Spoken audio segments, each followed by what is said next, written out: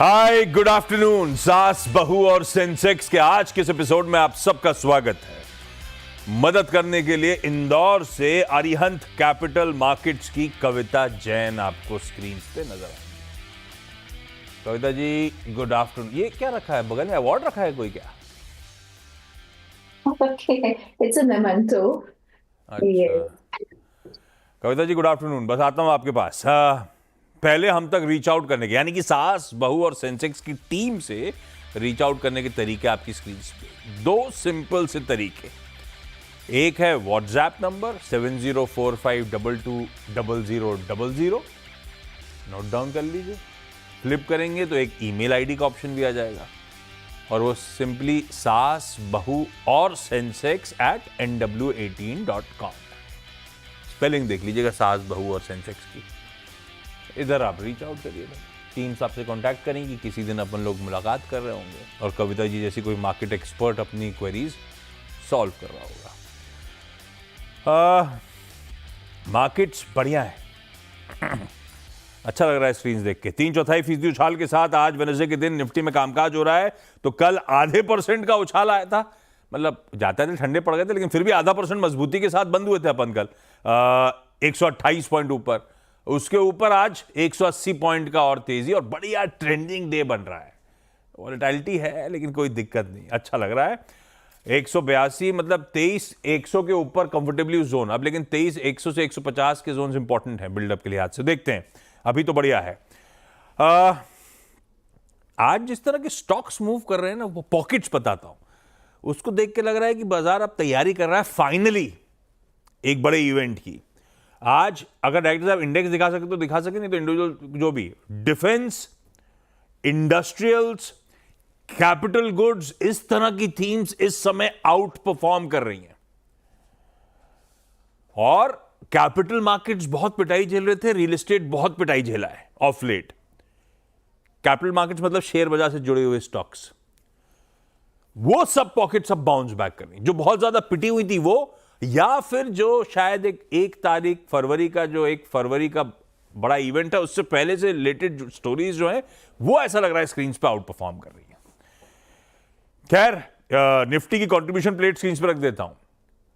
बढ़िया HDFC bank, Kotak Mahindra bank, तो कोई इन्फोसिस, कोई रिलायंस, कोई टीसीएस जैसी बढ़िया पेडिग्री के स्टॉक्स हैं जो अच्छी मजबूती के साथ कामकाज कर रहे हैं। सल्क दो ही चीजें कर रही हैं, आईटीसी है, और इसमें नजर नहीं आएगा आईटीसी होटल्स है, क्योंकि वो एडजस्टमेंट के तौर पे वो भी इसमें होना चाहिए था।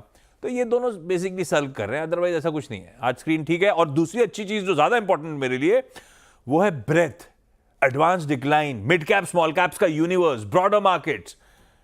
वो देखिए आप, सुबह से लकीर एकदम मजबूत तनी हुई है। इस समय 6:1 का रेशियो है। एक गिर रहा है तो 6 स्टॉक्स मजबूती के साथ कामकाज कर रहे हैं, तो वो ब्रेथ बहुत अच्छी लग रही। कल वो मिसिंग था, कल निफ्टी तो संभल गया था, ब्रेथ खराब थी। आज सब बढ़िया है अभी तक तो, टचवुड। देखते हैं। हाँ, एक सरदर्द है जो निगलिंग वरी के तौर पे, सब अच्छा है स्क्रीन पे, पर फिर भी विक्स उछला हुआ है इस समय। आज सुबह ही मेंशन कर रहा था 18.2 पे कल का क्लोज था। अगस्त की स्टार्ट के बाद से सबसे हाईएस्ट क्लोज था, वो 18.7 पे आके खड़ा हुआ है। ये बड़े, और जरूरी नहीं है इससे, ये शायद बड़े इवेंट की तैयारी भी कर रहा है। इसका मतलब जरूरी नहीं कि वॉलेटिलिटी आने वाली आजकल में, हो सकता है इवेंट के बाद की वॉलेटिलिटी के डर से पहले विक्स इस तरह से इंचअप कर रहा हो। इवेंट कौन सा? यूनियन बजट सामने खड़ा हुआ है सैटरडे को, तो वो रीजन भी हो सकता है। आमतौर पर बड़े इवेंट से पहले विक्स अपने आप को रीएडजस्ट करता है। कविता जी, निफ्टी कैसा लग रहा है? निफ्टी अपनी कल जो बाउंस बैक दिया है, कल ही की ट्रेडिंग रेंज में अभी तक मूव करता हुआ दिख रहा है। इफ लाइक कल देखें तो एक अच्छा लॉन्ग लेग डोजी फॉर्मेशन जो कि इंडिसाइसिव था, कल के हाइस के ऊपर वंस ये निकलता है तो एक अच्छे मूव हम 100-150 पॉइंट की और अपसाइड मूव देख सकते हैं। एक अटेम्प्ट लिया है कुछ मिनट पहले निफ्टी ने 160 का, बट अपर साइड मुझे लगता है 170, 23,170 के लेवल के ऊपर ये सक्सेसफुली निकलता है तो 280, 23,280, 23,300 तक के लेवल को ये अप्रोच कर सकता है। सो मुझे लगता है यहाँ पर बाय मोमेंटम जो है वो बना हुआ रहना चाहिए।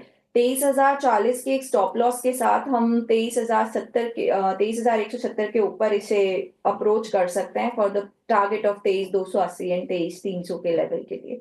So it's looking good. 170 के रिलायंस का ऊपर मूवमेंट्स भी लग रहा है कि ये निकाल देना चाहिए इस पर्टिकुलर। लग रहा है निकाल देगा। 170 के ऊपर जाएगा तो कंफर्ट और फिर एग्रेसिव टारगेट शायद आते हुए स्क्रीन पे नजर आए। अच्छा लग रहा है, मतलब स्क्रीन कविता जी को भी।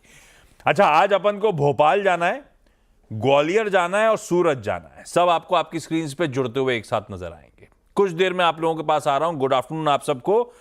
पहले आरआर कबेल के सीएफओ राजेश जैन साहब जुड़ते हुए अपने तिमाही नतीजों पे बातचीत करने के लिए। जैन साहब, दिखाइए जैन साहब कहाँ हैं? गुड आफ्टरनून आपको। नमस्कार, गुड आफ्टरनून सर। ये आशीष जी, आरआर कबेल बोलते हो, आरआर केबल ही बोलते हो आप लोग? इट्स आर काबिल। काबेल है ना?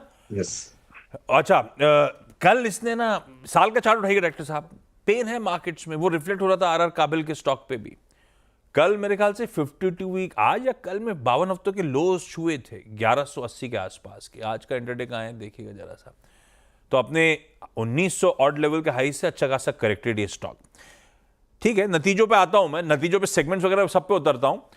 लेकिन पहले राजेश सर, कंसोलिडेटेड आय में करीब 9% के आसपास का साल दर साल उछाल। पहले तो मुझे ये जो रेवेन्यूज आए हैं इसका ब्रेकअप सेगमेंट वाइज अलग करता हूं। पहले किस तरह का वॉल्यूम मूव था, किस तरह की रियलाइजेशन पैन आउट हो रहे हैं लार्जली, और अगर उसमें भी ज्यादा इंपॉर्टेंट अपने लिए आज भी वायर एंड केबल्स का बिजनेस है जिसमें 7% रेवेन्यू ग्रोथ थी, उसी का ब्रेकअप समझा दीजिए। एफएमईजी बाद में उतरते हैं। तो आशीष जी, आपने सही बोला कि करीब करीब 87 से 88% रेवेन्यू हमारा वायर एंड केबल से आता है आज भी। और इसमें जो हमने ग्रोथ की है वाई ओ वाई बेसिस पे 8% रेवेन्यू ग्रोथ हमारा वायर एंड केबल बिजनेस में हुआ है। और वही 25% के करीब हमारा एफएमईजी बिजनेस में ग्रो हुआ है। With in wire and cable भी देखें तो इसमें रेट्स का ज्यादा इम्पैक्ट है थोड़ा। पिछले साल के मुकाबले इस साल रॉ मटेरियल्स की रेट ज्यादा होने की वजह से ये रेवेन्यू ग्रोथ आया है। अदरवाइज वॉल्यूम पे हमारा करीब करीब फ्लैट जैसा ही रहा है पिछले साल के मुकाबले।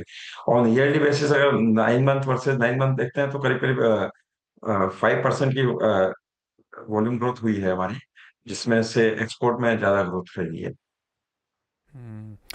पिछला रन रेट जो था ना ग्रोथ का, वो ऐसा लगा थोड़ा सा राजेश सर ठंडा पड़ रहा है क्या? क्योंकि आप लोग का बहुत ज्यादा डिपेंडेंट होता है गवर्नमेंट केपेक्स स्पेंड्स पे। मेरे ख्याल से वायर्स एंड केबल सेगमेंट भी अच्छे खासे वहां से रेवेन्यू बनाता है।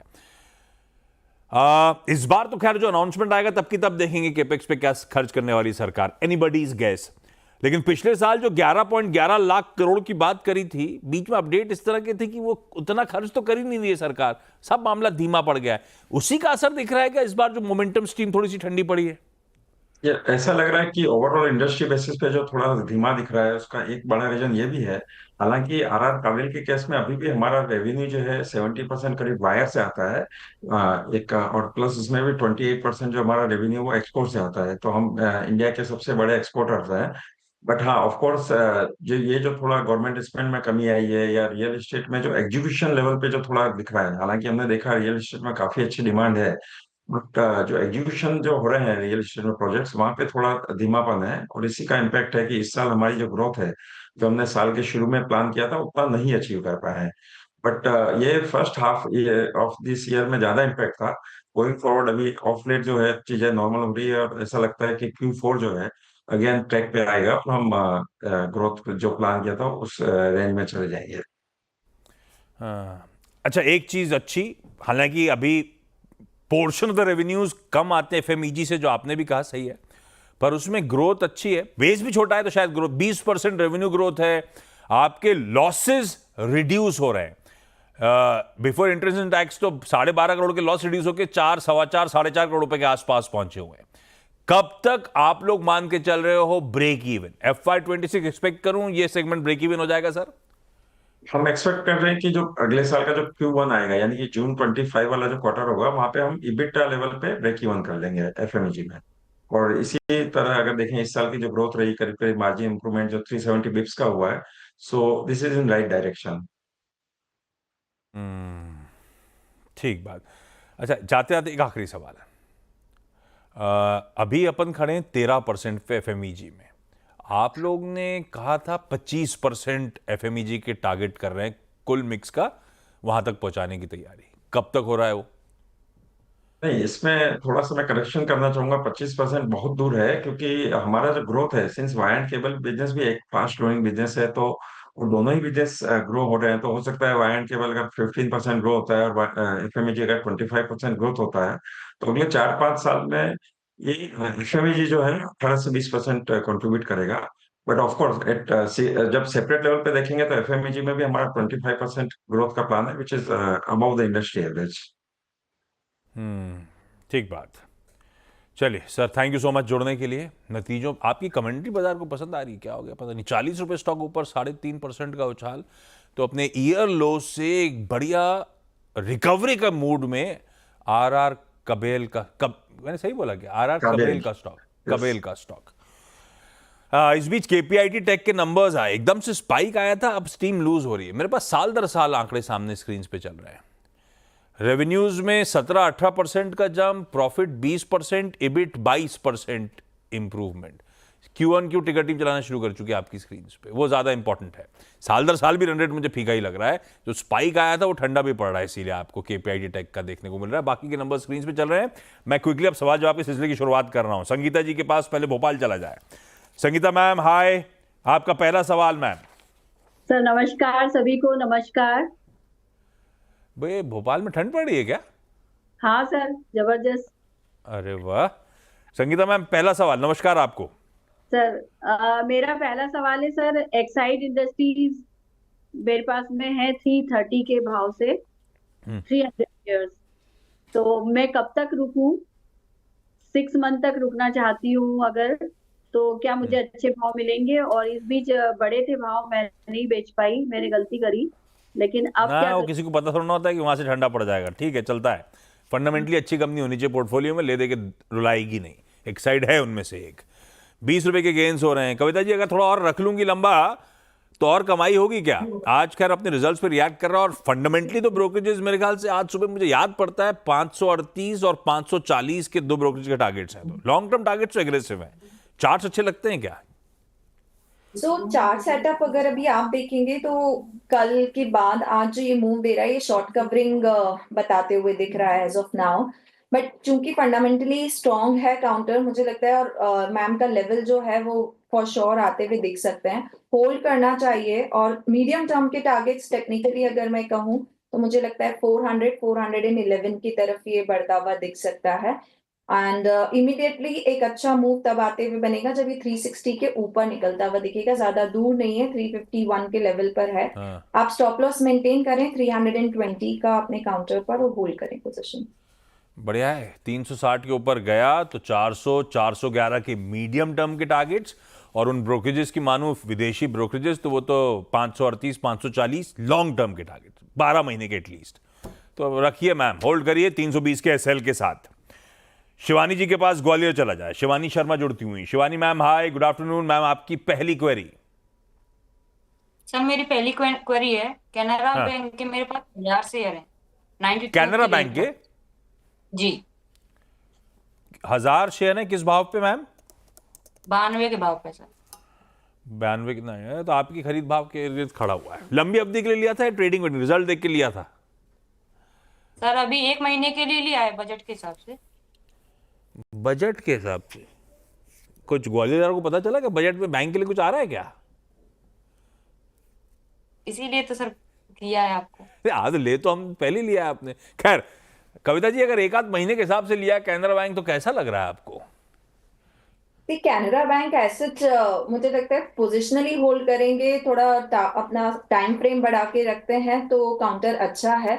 और अगर ट्रेडिंग पर्सपेक्टिव से बजट अनाउंसमेंट्स के अकॉर्डिंग कुछ लिया है तो स्टॉप लॉस मेंटेन करें। मुझे लगता है 87-88 का स्टॉप लॉस मेंटेन करना चाहिए अगर बहुत ही शॉर्ट टर्म का नजरिया है तो अपसाइड मूवमेंट आ सकता है 95-97 के लेवल तक, अंटिल कुछ मेजर आता हुआ दिखे। तो मुझे लगता है 88-87 के स्टॉप लॉस के साथ मेंटेन करें। 88-87 के लेवल्स पे लगाइए स्टॉप लॉस मैम, वो बहुत इंपॉर्टेंट हो सकता है। थोड़ा सा चल जाए स्टॉक यहां से। गौरी जी के पास सूरज चला जाए। गौरी जी गुड आफ्टरनून। गौरी मैम सवाल।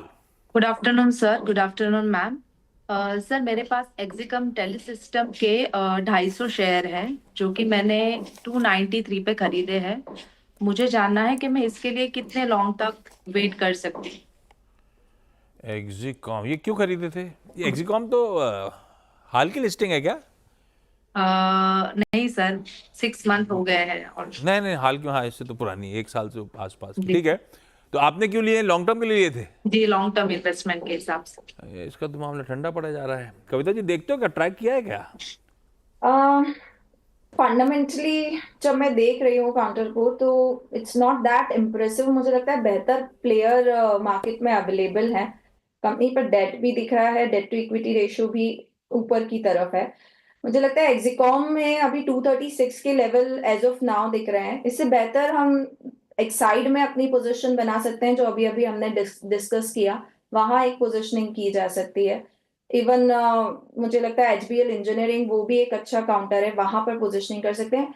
सेल ऑन राइज का अप्रोच रखें, और अगर आप पोजीशनिंग लिए हैं तो होल्ड स्टॉप लॉस जो है वो आपको मेंटेन करना चाहिए, स्ट्रिक्ट 230 ऑन योर पोजीशन। हाँ, एग्जीकॉम नहीं, एक्साइड की तरफ बढ़ जाइए। उछाल में एग्जीकॉम से निकलने का मन बनाइए। एक रैपिड फायर कर लेता हूं क्योंकि समय कम है, आज मैनेजमेंट था। संगीता मैम, क्विकली अगला सवाल। सर, एक टाटा मोटर्स क्या वापस 1000 क्रॉस करेगा? जाएगा, कभी ना कभी तो जाएगा। अब कविता जी, जाएगा क्या? तो टाटा मोटर्स की मैडम की पोजीशनिंग है, मुझे लगता है यस फॉर श्योर इस काउंटर को होल्ड करना चाहिए। और जब तक काउंटर अपने 700 के लेवल को अभी थामे हुए है, अपसाइड मोमेंटम पॉसिबल है। ये तो वेरी शॉर्ट टर्म में 850 900 दिखता है। एवरेज करना चाहती है मैडम तो एवरेज कर सकती है इन लेवल से विद स्टॉप लॉस ऑफ 690। सब पीछा जो मिस हो गया था भाव एक्साइड का, टाटा मोटर्स का, मैम को उन्हीं की याद आ रही है। उधर निकाल दिया होता तो खूब कमाई हो गई होती है ना। खैर, शिवानी मैम, अगला सवाल। सर मेरे पास 200 शेयर हैं 450 के भाव से, आरईसी लिमिटेड के। ईसी 200 शेयर हैं 250 के भाव से। 200 शेयर हैं 450 के भाव से। 450 के। और ये ट्रेडिंग वाला मामला था क्या? जी छोटी अवधि के लिए लिया था? हाँ सर, एक चलेगा, महीने। निकल जाऊंगी, है ना? कविता जी, क्या करूं? कहां लगाऊं स्टॉप लॉस? बैठूं नहीं बैठूं? 410 का स्टॉप लॉस मेंटेन करें। अगर शॉर्ट टर्म को कुछ मूव आते हैं तो राइस पर एग्जिट करने की कोशिश करें। निकलने वाला मामला है इससे भी। गौरी मैम, सर पीएनबी के लिए क्वेश्चन है। पीएनबी के मेरे पास 283 शेयर्स है 97 रुपीज पे। 97 पे पीएनबी। सॉरी 1110 पे, 110 पे। कविता जी, 110 की खरीद है पीएनबी। सब आउट ऑफ सिलेबस आ रहे हैं, सॉरी उसके लिए। That's okay. 92 पर एक बेस फॉर्मेशन बना हुआ है काउंटर का, तो 90 से 110 108 के लेवल के बीच में एज ऑफ नाउ काउंटर घूम रहा है। मुझे लगता है 90 का स्टॉप लॉस मेंटेन कीजिए। अच्छे मूव्स तो 110 के बाद जो आपकी खरीद भाव है उसके ऊपर ने आते हुए बनेंगे, बट 90 का स्टॉप लॉस मेंटेन करना चाहिए। चलिए भाई, इस नोट पर Sangeeta ma'am, Shivani ma'am, Gauri ma'am और Kavita ji, thank you so much आप सबका जुड़ने के लिए। केपीआईटी ने इस बीच अपनी एनुअल इबीटा मार्जिन आउटलुक जो है वो अपग्रेड कर दिए भाई साहब। ये स्टॉक देखिए, 20.5% से बढ़ाकर 20.5% प्लस से बढ़ाकर 21% प्लस पे कर दिया। कांस्टेंट करेंसी ग्रोथ जो है, जो पहले बोला था 18 से 22% की, वो अचीव करके दिखाएंगे। ये सब अपडेट्स आते हुए और अपडेट्स के बीच में ये तन्या 5.5% मजबूत। ब्रेक के उस पर एक क्विक मार्केट चेक। स्वागत है। बताने के लिए आया हूं कि अपनी अगली मुलाकात कब होगी। 1:27 पे नो योर कंपनी पे। और भाई साहब, आज फेडरल बैंक रिजल्ट्स आते से स्टॉक अच्छे खासे पिटे हुए स्टॉक की तगड़ी पिटाई हुई थी। कुछ इंटरनल रिजल्ट रिलेटेड थे जो बाजार स्ट्रीट के कंसर्न बने थे। उन्हीं पर डिटेल में चर्चा करेंगे आज। एग्जीक्यूटिव डायरेक्टर हर्ष दुग्गड़ साहब हमारे साथ होंगे। रिकवरी के मूड में फेडरल बैंक दिख रहा है, लेकिन 1:27 पे डिटेल में नंबर्स और आगे के आउटलुक और मैक्रो एनवायरनमेंट पे करेंगे चर्चा। नमस्कार।